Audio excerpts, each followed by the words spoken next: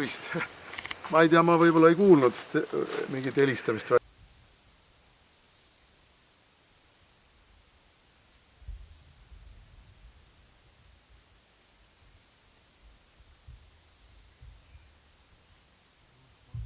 Valesti on läinud täpselt see sama asi, mis on valesti läinud ka teistes Lääne-Euroopa riikides, eriti nendes Lääne-Euroopa riikides, mis on olnud minevikus koloniaalriigid.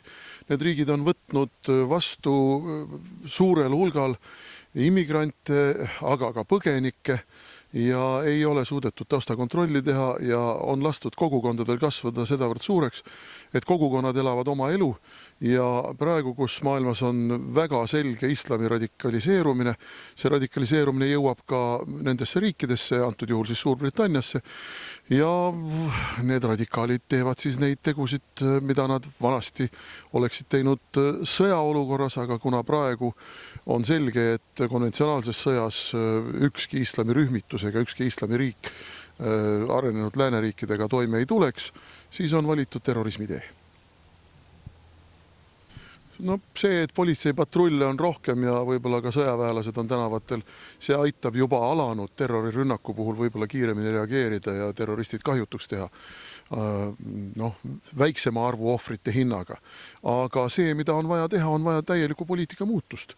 On vaja piirid kinni panna, on vaja muuta seda niisugust poliitkorrektset vasakliberaalset suhtumist, et me ei saa stigmatiseerida terved inimrühmasid, me ei saa usulistel põhjustel hakata suhtuma halvasti ühte religiooni, antud juhul siis islamisse. Neid hoiakuid tuleb muuta ja tegelikult kõik, kes ütlevad, et seda ei tohi teha või seda ei saa teha, ja kes ütlevad, et see on demokraatia ohverdamine, ohverdavad tegelikult inimesi. See on inimeludega kinni makstud vale poliitika.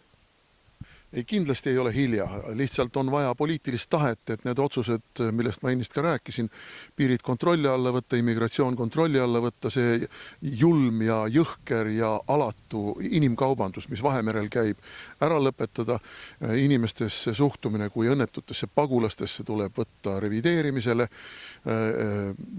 Kõik need otsused, mošeede kinnipanemine, islami vaimulike selline kihutustöö lõpetamine, kõik need otsused oleks tulnud langetada ammu juba. Ma rõhutan, me kõikide nende otsuste viivitamisega maksame inimeludega. Me näeme ju seda. Need ei ole mingid juhuslikud.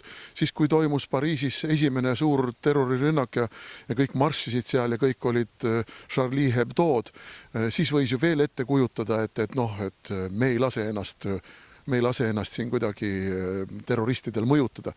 Nüüd ei ole seda võimalik enam ette kujutada.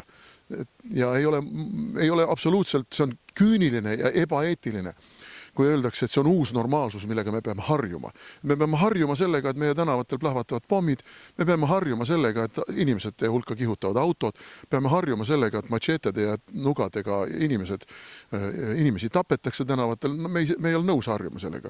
Mille nimel siis? Et kultuurimarksistid saaksid öelda, et see on see ainuõige ideoloogia. No ei ole nõus. Me ei lõika mingit poliitilist profiiti. Me oleme rääkinud algusest peale seda, mida me räägime ka täna.